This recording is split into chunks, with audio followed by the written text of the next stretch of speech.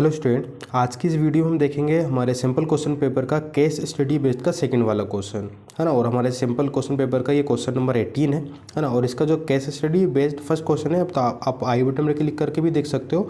और बाकी के जो क्वेश्चन है उसकी प्लेलिस्ट में की लिंक मैं आपको डिस्क्रिप्शन में दे दूंगा। बाकी सारे क्वेश्चन आपको उस प्लेलिस्ट में मिल जाएंगे। ठीक है, तो चलिए स्टार्ट करते हैं हमारा 18th वाला question, case study based second.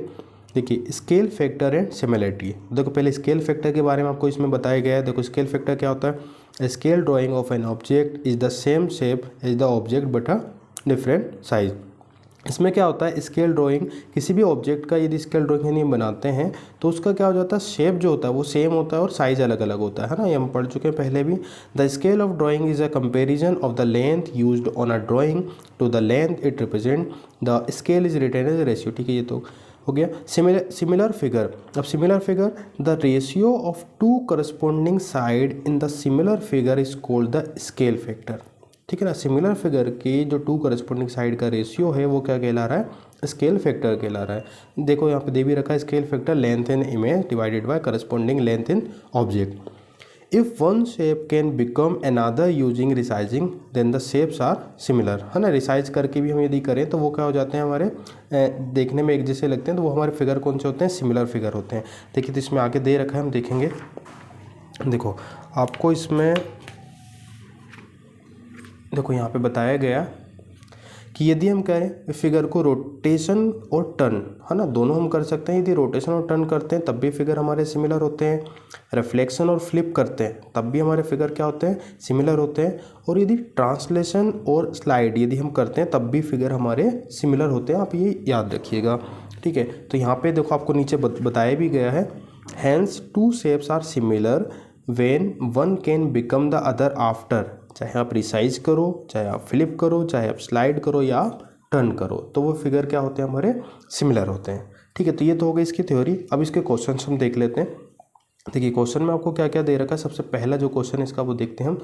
पहले क्वेश्चन में आपको बोला है a model of boat is made on the scale of 1:4।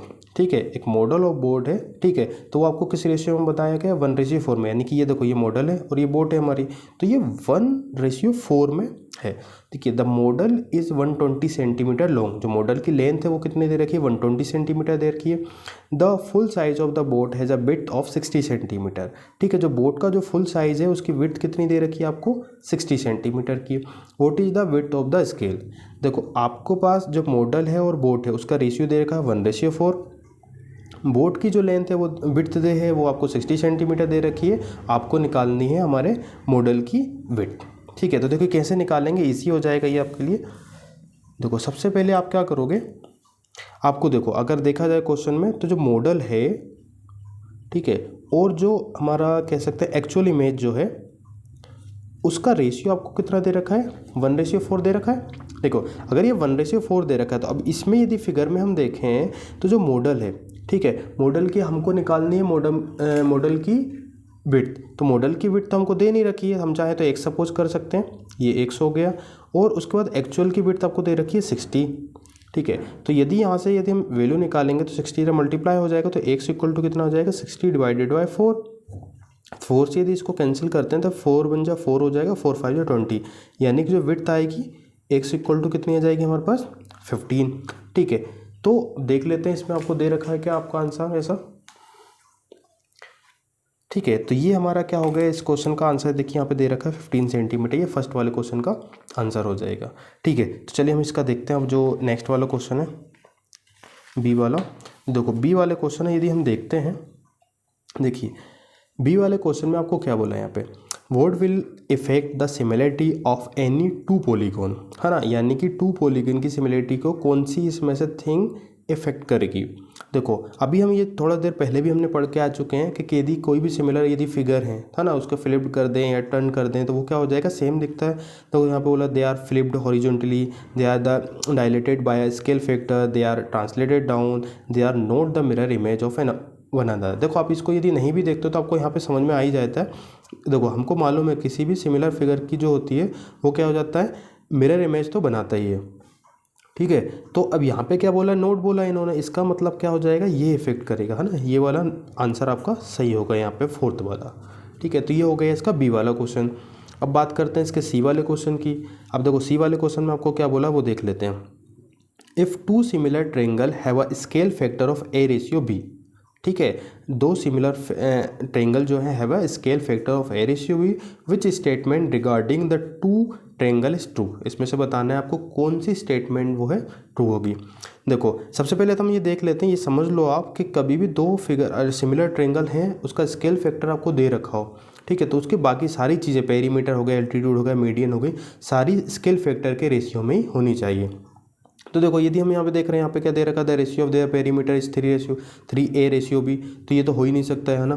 तो हमारे पास यहाँ पे दे रखा था एल्टीट्यूड है वह रेशियो ए रेशियो बी। देखो A ratio B scale factor आपको ए रेशियो बी में दे रखा है और यहाँ पे एल्टीट्यूड आपको ए रेशियो बी में, तो आपका ये आंसर सेकंड वाला सही आंसर हो जाएगा, आपको आगे पढ़ने की नीड ही नहीं है, ठीक है। तो ये आपकी स्टेटमेंट ट्रू हो गई। अब बात करते हैं इसके डी वाले क्वेश्चन की, देख लेते हैं। देखो डी वाले क्वेश्चन में आपको एक फिगर भी दे रखा है, the shadow of a stick 5 metre long is 2 metre, ठीक है। देखिए ये स्टिक है ना, फिगर में आपको शायद ठीक से नहीं दिख रहा होगा, ये स्टिक है ना, यहाँ से यहाँ तक, तो ये हमारे पास 5 मीटर और इसकी शेडो कितनी दे रखी है 2 मीटर, ठीक है।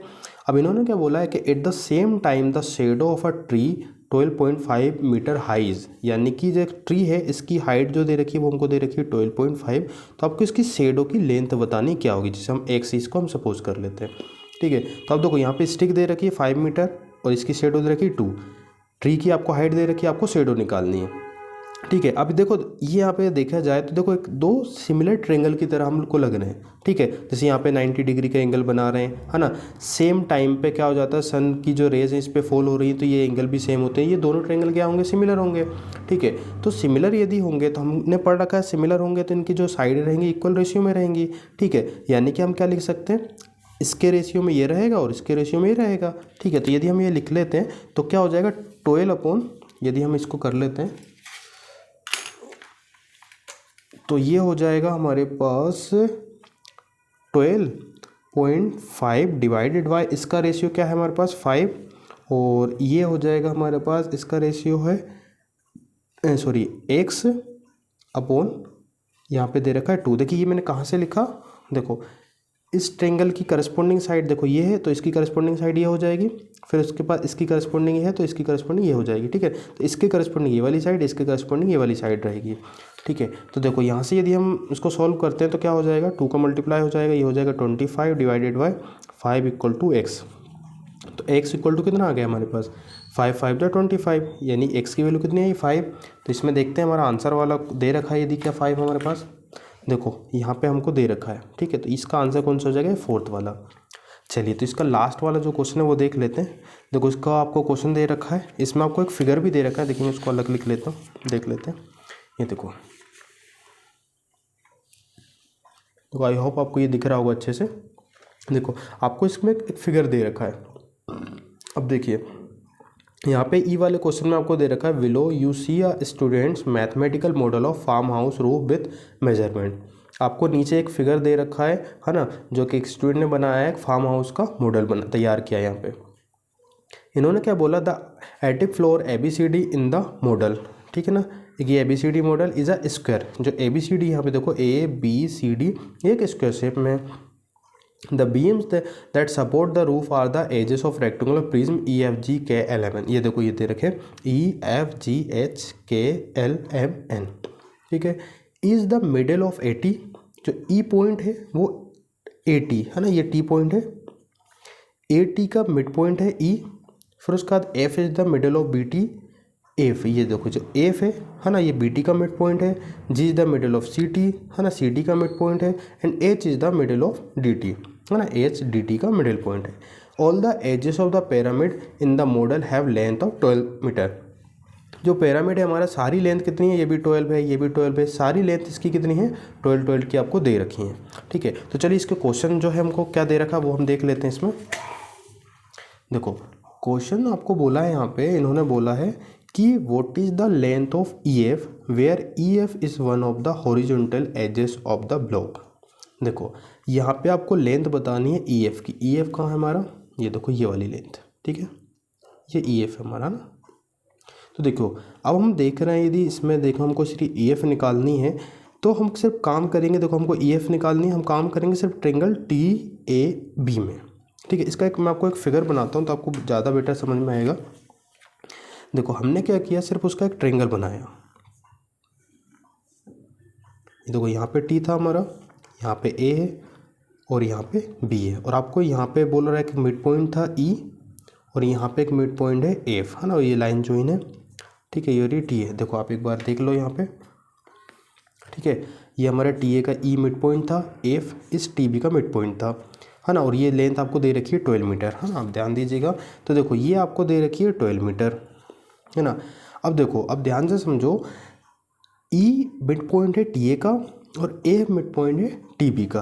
देखो हमने 9th क्लास में ये थ्योरम पढ़ चुके हैं, मिड पॉइंट थ्योरम, कि यदि क्या हो जाती है इस ट्रेंगल में दो साइडों के मिड पॉइंट की जो लाइन होती है, यदि हम उनको दोनों को मिला देते हैं तो वो थर्ड साइड के क्या होती है, पैरेलल होती है। तो क्या हो जाएगा यहाँ पे ई एफ पैरेलल होगा किसके, ए बी के, एंड साथ में क्या होता था, जो ई एफ होता था हमारा हाफ ऑफ होता था हमारे थर्ड वाली साइड के, हमने पढ़ रखा मिड पॉइंट थ्योरम से पहले। तो देखो ई एफ हमको निकालना है। अब ए बी तो हमको दे रखा है, ए बी दे रखा है हमारे पास 12, तो यदि 2 से इसको कैंसिल करेंगे तो ई एफ की जो वैल्यू आ रही है वो कितनी आ रही है, 6 मीटर। देखिए इसमें हम आंसर देखेंगे 6 है क्या हमारे पास। तो देखिए यहाँ पे हमने देखा इसका जो आंसर है वो कौन सा हो जाएगा, थर्ड वाला आंसर हो जाएगा। ठीक है, तो आई होप कि आपको ये सारे क्वेश्चन अच्छे से समझ में आए होंगे। यदि कोई क्वेश्चन ऐसा है कि जो आपको समझ में नहीं आए इसमें से 5 क्वेश्चनों में से, तो और बाकी मैं आपको एक बार और बता दूं, 5 क्वेश्चन में से आपको कोई भी 4 करने रहेंगे। मैंने आपको 5 क्वेश्चन बता दिए, जो भी आपको बेटर लगे वो आप 4 क्वेश्चन कर सकते हो। ठीक है, तो कोई भी क्वेश्चन यदि आपको समझ में नहीं आया तो आप हमको कमेंट सेक्शन में बता सकते हो। ठीक है, और बाकी जो इसका केस स्टडी बेस्ड 3 क्वेश्चन है, मैं जल्दी ही आपको हमारे चैनल पे इसको, है ना, अपलोड करूँगा, है ना। तब तक के लिए थैंक यू, मिलते हैं नेक्स्ट वीडियो में।